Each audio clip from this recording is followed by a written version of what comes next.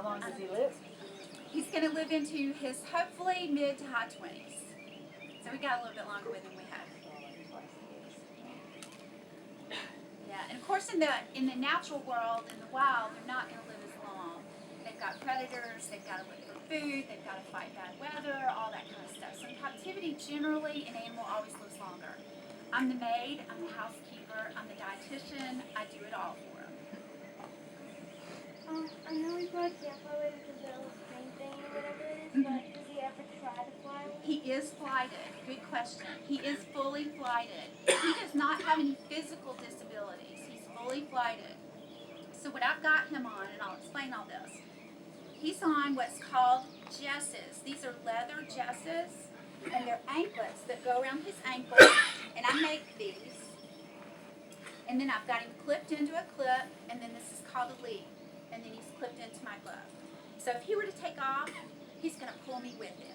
He's not going to go anywhere unless he breaks a jess, and then we might have a problem. But when I get him out, I don't ever leave this tucked angle, because if he does bait is when the bird jumps off the glove. If he does bait, he's going to hit the ground, he's going to get wrapped up in this, and that can cause some serious injury. So I always put my clip in, and then I double wrap. Gives me a little bit better control, and it keeps him safe. How do you get the leather straps around his ankle? We have what we call a bird burrito. It's a piece of fabric with some sticky stuff. Help me. Velcro. With the Velcro on it, and he knows, we lay him down in it, and we wrap him up like a burrito, we pull his legs out, we'll clip his talons, and we'll clip his beak, and then we'll slip a jess on it. And we try to change him out about every 6 months.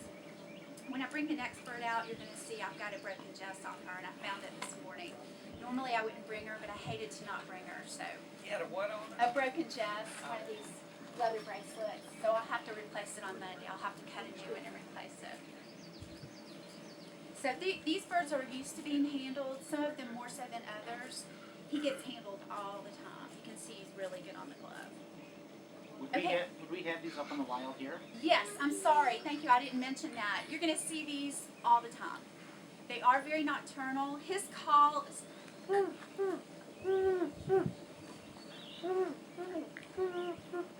He's not very vocal. The female will carry on a conversation with me. And it's so funny. She keeps talking and talking. I'm like, girl, I got to go to work. And she just keeps talking. So he's not real vocal, but it's that deep hoot. A lot of people call them hoot owls.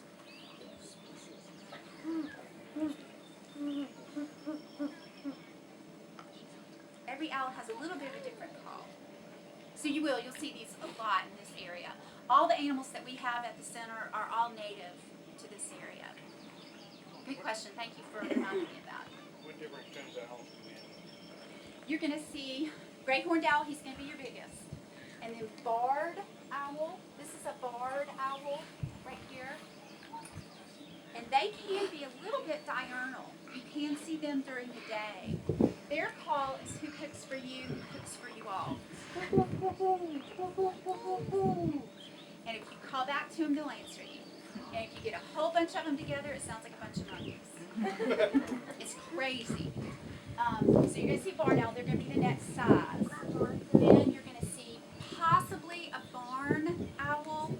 A lot of people call them ghost owls. They're much smaller than he is. And they've got a white face that's heart-shaped. And they don't hoot. They scream. And they are not endangered, not threatened, but a species of concern in Tennessee. Their habitat's disappearing. Obviously, they like barns. That's how they got their name. But they'll take any really high area. They are trying to replenish them. They're trying to repopulate. So you may or may not see one of them. And then you're going to see a screech owl. Little 4-ounce guy. Thinks he's Napoleon. They are tough. Tiny little guys, and they weigh about 4 ounces. They come in a gray phase and a red phase, and every now and then you get a brown phase. So that's probably what you're going to see. These guys build nests or live in trees. They're usually cavity dwellers. Usually a cavity dweller. Looking for a hole, but Yeah, or that's been abandoned, or right. And they're the first owls to have babies in the season. They breed around Christmas time, and then their babies will be born real early spring, super early spring. And our great horn female at the center, she's never been with a male, but she lays an infertile holiday egg every Christmas. And she sits on that egg very dutifully. So this year she did not lay one. And sometimes we worry she's egg bound, but we knew she wasn't. She just didn't produce an egg this year. She's getting older. So, and she won't get off the egg, but for one or two people, and I'm one of them, she'll get off the egg and let me babysit it while she rests, or she exercises her wings and walks around her muse a little bit. Do they have any natural predators? Really, it's more humans than anything. I mean, he's on the ground, a coyote can take him, but he really doesn't have much of a predator. Cars. Cars are really big predators for birds. What happens, and we tell the kids this all the time at the Nature Center, you're in the car, you're eating an apple, you get it down to the cord, and you're like, I'll just pitch it out the window, it's going to biodegrade, the earth is going to swallow it, no harm. Well, what happens is it sits on the side of the road, and Mr. Mouse comes and takes a bite of the apple. Well, great horn, red tail, any bird of prey is up in the tree, sees dinner on the apple, swoops down to get the mouse, and on the way down or the way back up, they get hit by a car. It happens all the time. All the time.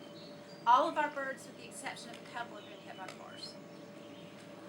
So don't throw your apples. Don't throw any food out. Okay, before I put him up, any more questions? And even though I put him up, you can ask me questions about him later. I'm going to get the red-tailed hawk out next. She travels, not a lot. She may bait. She may bounce around. Don't freak out. I'll have her. But she does have a broken chest, so have to be careful with it. I'm going to have to ship some boxes.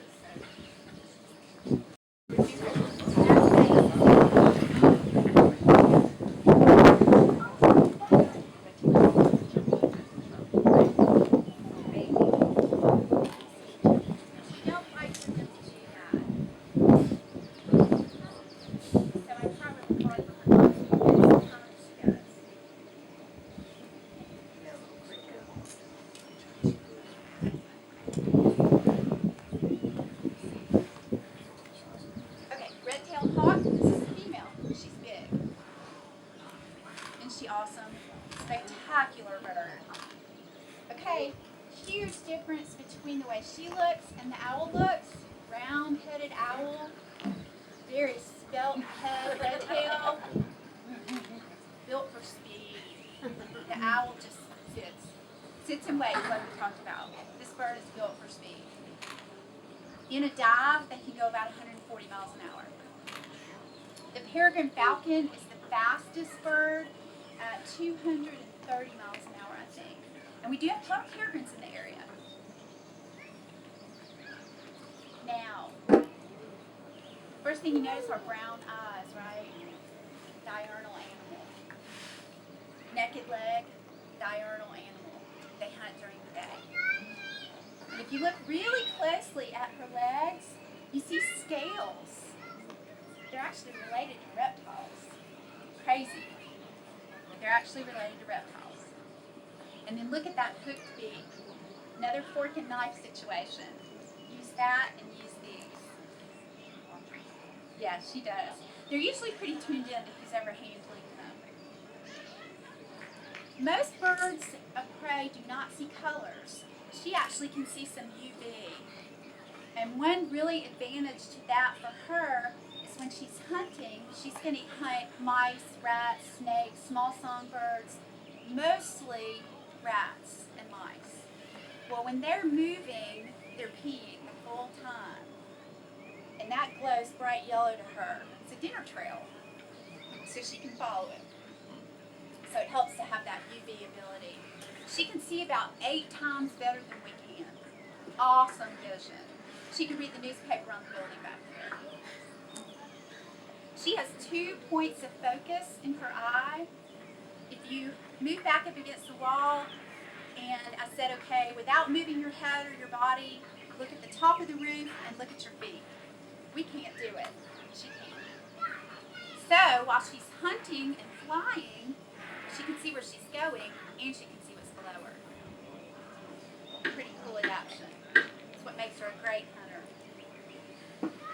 She has a tremendous grip also. Not as strong as the great horn, but still very strong. Same idea, she's going to swoop down and catch her prey item in her beak, and then she's going to transfer it to the foot, carry it back to wherever she's going to eat it. No. As a treat, she gets chicken every now and then, and they will eat that, but that's really not what they're doing hunting.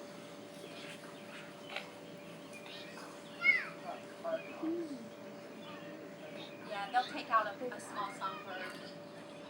And then if you look at her tail, that's where she gets her name, red tail hawk. It's kind of a rusty brown, but whoever named them in the beginning thought it was red. So that's a red tail hawk. Now, I'll tell you a little bit about her story. It's really an incredible story. She's been with us just about 2 years. And I got a call one day from a friend of mine who runs a rehab facility over in Middle Tennessee, and she said, "You looking for a red-tailed hawk by chance?" And I said, "Actually, I am." She said, "Well, let me tell you about this female I've got." She got a call from Highway Patrol that a bird had been hit, so she went out to see what was going on. When she got there, she was like, "Where's the bird?" There was a car there. "Where's the bird?" And they said, "In the grill."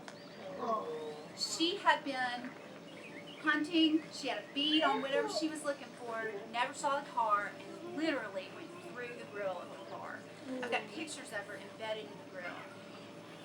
So they got permission from the owner, took the grill off, got her out, and she has a broken shoulder. And it was broken in a way that could not be repaired. So she could not go back to the wild. That's why she's with us. But I mean, what a testimony to strength and determination. She should have been dead. And here she is. Now she gets to be an animal ambassador for all of us. Awesome camouflage again. See how white she is on her underside and dark on the top side? So when she's flying through the air and you look up, you may not see her because you're seeing some of that white up against the sky. But if you're looking down, you're going to see her because she's dark on the top.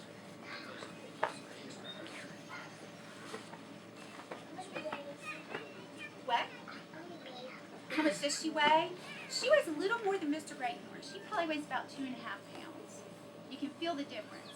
You can definitely feel the weight difference. After I hold her for a while, I gotta stick my elbow on my hip. Any questions about her? Generally speaking, are the red-tailed hawks, are they monogamous? Yeah, not always, but typically.